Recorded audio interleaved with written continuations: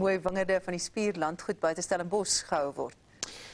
Carte Blanche was given exclusive rights to go backstage with this extraordinary man whose life was so movingly depicted in the film Shine. I thought it was a cat. Ooh. Well, kind of.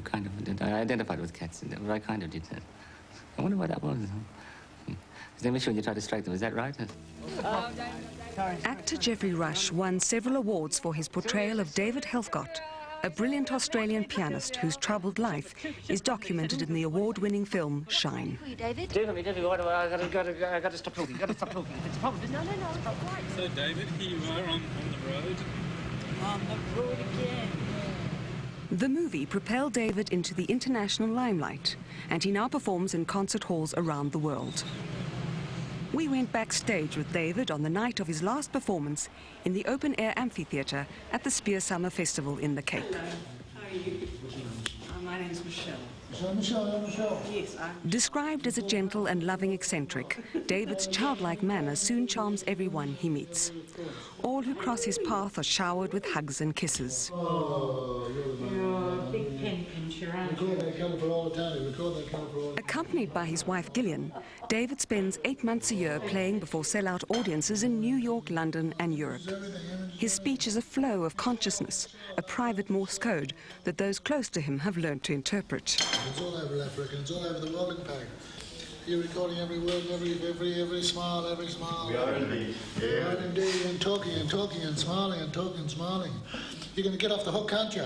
Yeah. You'll let me off the hook, you'll let me off the hook, you'll let me off the hook. Difficult. Very difficult. It's good to get off the hook, it's good to get off the hook. It's very important. David's achievements are remarkable in the light of his traumatic past.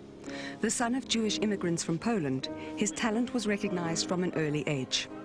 But it was his relationship with his domineering father that determined his life. Champion David Helfgott. The film documents David's many achievements as a teenager. The great Isaac Stern was so impressed, he invited him to America. Ladies and gentlemen, what an honor for our young state champion. An invitation to study in America.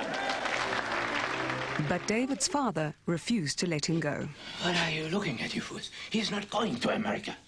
I won't let anyone destroy this family. Please, Daddy, don't. I know, David, what is best, because I'm your father. I'm your father, and this is your family. The fact his father wouldn't let him go really was the beginning of David going downhill from a mental point of view. He said the fog descended when he was 15 and the relationship with his father became extremely painful. He loved the family very much, but not wisely, and he wouldn't let them really develop their own personalities. It was a very possessive kind of love. Yes, that's right. You know, no one will love you like me type of thing. I think he was wrong then. I think I loved David as much as he did. David's relationship with his mentor, the Australian writer Catherine Susanna Pritchard, finally gave him the strength to break away from his father and study at the London Royal College of Music. But there was a price to pay for his decision. I'm your father, who has done everything for you. Everything. Oh. You cruel, jealous boy. There has been a certain amount of controversy around the portrayal of David's father, with one of the sisters decrying it as unfair. I mean, she told me her childhood was the most traumatic and unhappy period of her life, and then when Shine's successful, suddenly Daddy's the lovely father out of the Brady Bunch, and it just doesn't add up. Shine is David's story, it's nobody else's story, and David is the one that knows about the relationship with his father. Despite the controversy, the public has taken David's story to heart. He's always had a fascination with big cats, and this face-to-face meeting with Inyana, a cheetah at Spier, was a dream come true. Very alert, eternally alert. Rachmaninoff's Third Piano Concerto, recognized as one of the most difficult compositions to play, is a recurring theme in David's life.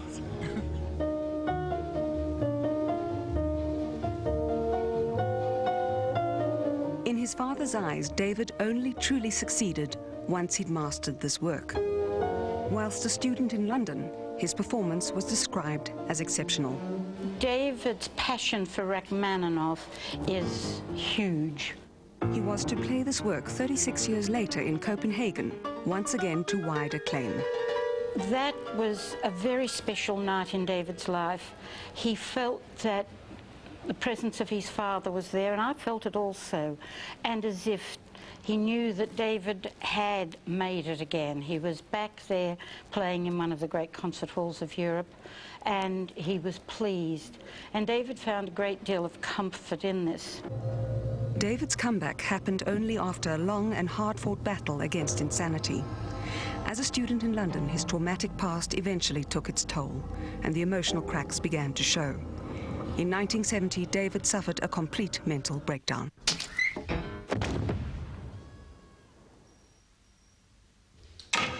His condition was aggravated by the news of the death of his mentor, Catherine Susanna Pritchard, who had befriended him as a child. For the next decade, David sank into obscurity, spending his life in and out of psychiatric hospitals in Australia. Well, he's never been, really diagnosed. He's certainly not schizophrenic, and he's not manic depressive.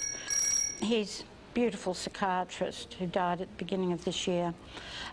She said to me he had an anxiety neurosis, and here is someone with great talent, and where there's great talent, there's far greater vulnerability than dear old practical people like me who just jog along, but you can't really put a label on it.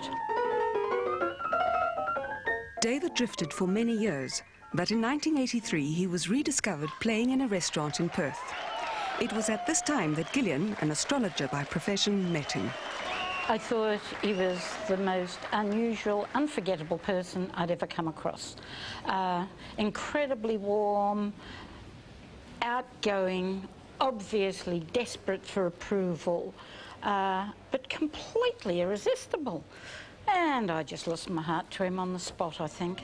And he really did ask me to marry him the second day. And I waited a little bit longer than the second day before we agreed to live together. But I have to say, he swept me off my feet. And he still sweeps me off my feet 15 years down the track. There's something that's childlike, innocent, warm, impish, got a little bit of Peter Pan in him. Are people curious about your relationship with David? Oh, yes, of course they are. Somebody said to me, "Oh, do you feel like his nurse?" I thought, oh, you don't have a clue. I mean, David and I are husband and wife. First and foremost, we're partners, lovers, companions, best friends. Much has changed in David's life since the revival of his musical career, and Gillian details their journey in her book, Love You to Bits and Pieces. The riches that we've been through and the challenges have been very formative for David in making him stronger, knowing what he wants, and Shine has given him a far greater sense of his own self-worth. The film has been invaluable, not only to David, but to other people who have been or are in a mental wilderness. He is such an inspiration, and people know that there is life after a mental breakdown. Go and have a lovely time, darling.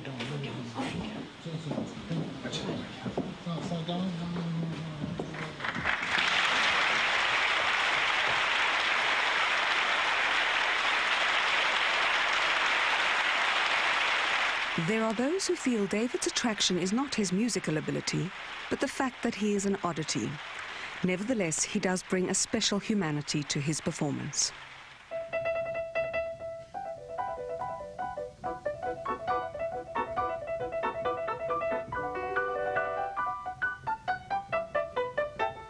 He is offering his whole musical experience, and this is why you get many people crying in the audience and saying it's been the most memorable musical experience of their life.